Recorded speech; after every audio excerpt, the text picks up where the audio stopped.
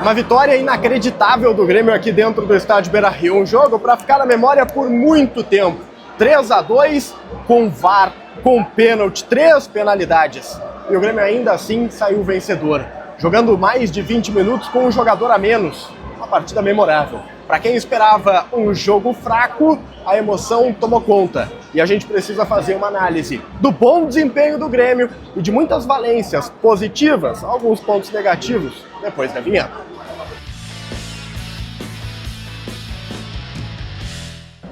Salve galera, tudo certo com vocês? Chegando aqui numa dupla para destacarmos a vitória do Grêmio no Clássico Grenal pelo placar de 3-2. Um jogo mega movimentado aqui no estádio Beira-Rio. E é isso que a gente vai destacar a partir de agora. Então deixa o like, compartilha o vídeo, te inscreve no canal, ativa as notificações e vem fazer parte da dupla.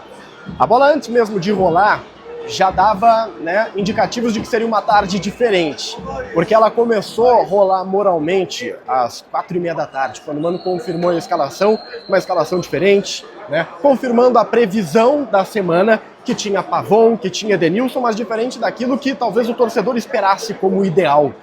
E a gente precisa dar méritos para o Mano, porque ele preparou um time ao longo da semana muito brigador. E, aliás, no último diário falávamos sobre isso, A ideia do Mano Menezes em montar uma equipe com Pavon e Edenilson. Esses caras, eles conseguiram sustentar todos os conceitos que trazíamos no último conteúdo. O Pavon brigou demais, o Pavon foi um destaque do jogo, ajudou ofensivamente e ajudou bastante, As contribuições que ele teve, acho que valem serem destacadas, mas defensivamente ele foi impecável. E o Edenilson, cara, falando de Clássico Grenal, o Edenilson fez o seu melhor Grenal com a camisa do Grêmio. O Edenilson é um jogador que deve muito tecnicamente, a gente sabe, mas hoje não faltou entrega, falta técnica, falta outras coisas, mas não faltou entrega para o Edenilson. E o Mano tem aqui o seu primeiro ponto positivo a ser destacado. O 4-1-4-1 do Mano Menezes deu resultado. Foi um meio-campo compacto, um meio-campo que conseguiu fechar espaços. Se você parar para analisar o Alan Patrick, você não vai encontrar nada. O Alan Patrick não jogou o Grenal e essa era uma preocupação que o Mano tinha. O Alan Patrick é um cara que ele cresce em clássico, ele consegue comandar ações, ele acende, apaga, mas tecnicamente ele é muito bom. E quando ele acende, complica. E dessa vez ele não acendeu. E não acendeu porque o meio-campo tinha um Cuéllar na sobra, conseguindo fechar muito o corredor, dar apoio e sustentação para o Marlon quando ele subia, dar apoio e sustentação para quando o Edenilson saía daquele meio pela direita ali. O Edenilson era no interior pela direita.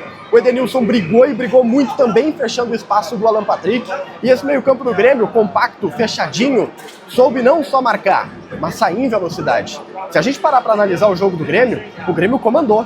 Dentro da sua proposta, o Grêmio comandou. O Grêmio conseguiu ser inteligente e, principalmente, colocar a bola no chão e ter paciência. O Grêmio do Mano Menezes, no clássico 4-4-8, em nenhum momento abdicou de jogar, enquanto podia se jogar. Depois que ficou com um jogador a menos, é uma outra estratégia, um outro conceito. Agora, 11 contra 11, o Grêmio do Mano quis jogar futebol e foi merecedor do placar.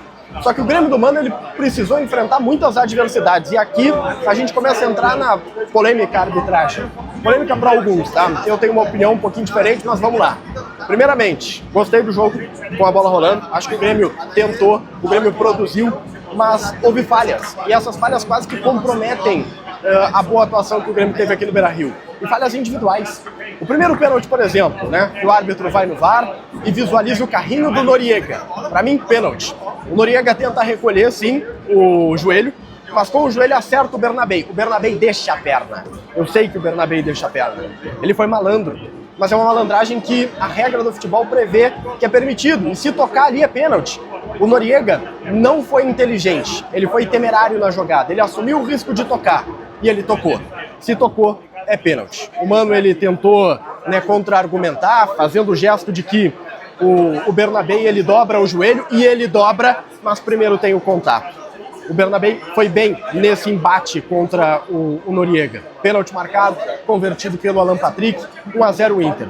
E 1-0 que para mim naquele momento era injusto, porque se a gente parar, repito, para ver a bola, o Grêmio estava tentando, o Grêmio estava produzindo, o Grêmio estava construindo. Só que não é sobre justiça, é sobre como o time se comporta. O Inter foi lá e fez 1-0 e o comportamento do Grêmio foi exemplar no sentido de dar a resposta. E a resposta veio pelo trabalho. Nós falamos muito nos últimos dias, inclusive no jogo contra o Mirassol, que o Grêmio estava tentando criar um lado esquerdo forte. E o lado esquerdo forte apareceu durante boa parte do jogo. Um trio que tem Arthur, Marlon e William caindo pelo lado esquerdo. Foi neste setor que o Grêmio conseguiu produzir a sua jogada de gol, a sua jogada de perigo.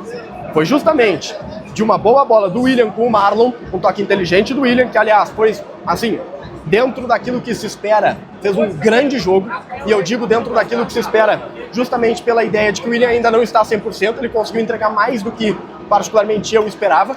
O William serve o Marlon, um cruzamento perfeito, e aonde tem centroavante, pode ter gol. O Carlos Vinícius faz o gol que o Bright White não faz. O Bright White tem as suas qualidades, tem as suas virtudes. O Bright White tem muita coisa que a gente pode destacar aqui pro bem e pro mal. Mas aquela bola ali é do 9, e é bom ter 9. Aliás, time ruim tem que ter 9. E o Grêmio ainda é um time ruim. O Grêmio é um time que tá tentando virar bom, mas time ruim tem que ter 9. E o 9 tava lá para concluir, botar de cabeça, fazer um gol de camisa 9, um gol aquele que dá tesão de ver. Golaço, 1-1. Aí tu acha, porra, agora as coisas vão acalmar, mas não vão. Porque o Grêmio pareceu nervoso em alguns minutos. E quando conseguiu botar a bola no chão, mais uma vez uma falha do Noriega. Noriega visivelmente nervoso, sentiu, saiu chorando, né? Era uma tarde pro Noriega afundar. E ele conseguiu dar a volta por cima depois. Mas o Noriega toca com o braço na bola. E esse pênalti marcado no VAR, para mim, é o ponto de discussão principal das decisões hoje do Marcelo de Lima Henrique. Porque toca na mão do Noriega. O próprio Mano Menezes confirmou isso na beira do gramado. Né? Naquele papo que o Mano tem ali com o torcedor, falando com o torcedor colorado, o Mano diz, não, pegou na mão. Só que teve puxão de camisa. E aqui eu concordo com o Mano Menezes. E concordo com o time do Grêmio. Teve um puxão. E aí é da avaliação da intensidade. Porra, o puxão foi suficiente para deslocar o Noriega, mas a intensidade é difícil de se medir. A gente poderia colocar a intensidade, por exemplo, no lance do toque do Noriega no Bernabé. Teve intensidade para derrubar? Essa pergunta ela é muito vaga, é difícil de tu fazer essa métrica. Para mim não foi pênalti, tá? Porque foi falta em cima do Noriega. Mas o juiz foi lá, colocou no cal, o Alan Patrick bateu e fez o gol. O 2-1. Porra, difícil, né? Porra, quando tu tá se encaminhando no jogo, 2-1 pros caras, resposta do Grêmio. Mas uma resposta que precisou passar por alguns fatores. Por exemplo, tudo parecia desmanchar quando o Carlos Vinícius saiu por conta de dores.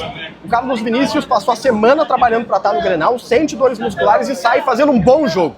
Entra o André Henrique, juro que eu achei, cara, aqui já era. Só que o André Henrique foi personagem, quase vilão no final, mas foi um personagem extremamente positivo. Entrou bem no jogo e o André ele tem uma característica que me impressiona. Ele entra e cria. Ah, é bom, é ruim, chuta mal, chuta bem, a discussão ela é legal, ela é válida. Mas o André Henrique ele entra e contribui. Quantas vezes substituiu o Bright White e em 10 minutos finalizou mais que o centroavante que era titular do Grêmio. O André Henrique estava lá. Na cobrança do escanteio, uma jogada que partiu do lado esquerdo, veio um cruzamento, o André Henrique faz o 2-2. O time do Inter, emocionalmente, ele desaba, né? E ele desaba porque a pressão era muito grande, o trabalho do Roger sendo questionado, o ambiente do Beira-Rio era muito ruim. E aí veio talvez a grande cartada de inteligência para ganhar o jogo. Se o Grêmio conseguiu buscar 2 vezes, por que não aproveitar o ambiente ruim do Beira-Rio e tentar alguma coisa? E o Mano teve coragem e teve perspicácia para tentar esse terceiro gol e colheu o terceiro gol. E colheu justamente no lance seguinte da sua mexida.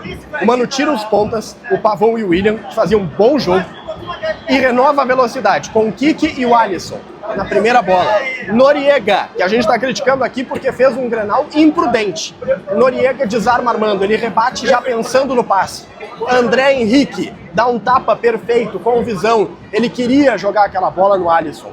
E o Alisson, que recém tinha entrado no primeiro toque na bola, em velocidade dispara, ganha do Juninho e toca no canto do goleiro Rocher, que fez um péssimo jogo, né? Aliás, o Grenal ele também é disso. De um time que tem goleiro e de um time que não tem goleiro. Tá? O Alisson faz o 3-2 num time que não tinha goleiro. O Rocher falhou pra mim em 2 dos 3 gols que tomou. E o Thiago Volpi salvou o Grêmio toda vez que foi exigido. E tá lá pra salvar. Isso aqui não é uma crítica, tá? Ele tá lá pra salvar. E eu já antecipo. Pra mim o Thiago Volpi foi o melhor em campo do Grêmio. De novo. Ele tem sido majestoso debaixo das traves. Ele tem sido preponderante na construção de um novo Grêmio. E se a gente pensar em 2026, eu já mudei de ideia. Pra mim o Volpi é titular. O Grêmio não precisa de um goleiro titular, tá? Tem o Thiago Volpi, essa figura que tem crescido. O 3-2 parecia sacramentar aquilo que o Beira-Rio sentiria a partir do terceiro gol do Alisson, que é desespero. Só que o desespero virou pro lado do Grêmio quando o Arthur foi expulso. de novo no lance de VAR, porque o árbitro Marcelo de Lima Henrique tinha dado amarelo. E o VAR, ele tá correto, tá? Em chamar, porque o Arthur ele foi imprudente na entrada. Era uma falta necessária, era uma falta tática para parar um contra-ataque, só que o Arthur, em vez de chutar o pé, ele entra com a sola. E ao entrar com a sola, o vermelho ele é aplicado e é bem aplicado. Cara, ali faltavam ainda 20 minutos para se jogar. E o Grêmio ia fazer um 11 contra 10 e os caras dentro do campo de ataque do Grêmio. Mano Menezes aparece. Ele já tinha feito todas as substituições, bota o Cristaldo como centroavante e o André Henrique, que era o centroavante, virou um ponta pela esquerda. Mas como o Grêmio só defendia, ele virou um lateral esquerdo. Montou uma linha de 5, o Mano, para fechar a casinha com o André pelo lado. E a ideia do Mano era, o André é alto, é rápido, ele vai ajudar na recomposição e na bola aérea. E o Grêmio conseguiu segurar. A partir dali o Grêmio conseguiu rebater, e rebater todas. Só que parece que não era para ser uma tarde fácil, parece que não era para o Grêmio ganhar. Porque o 3-2 estava no placar, as coisas estavam se encaminhando.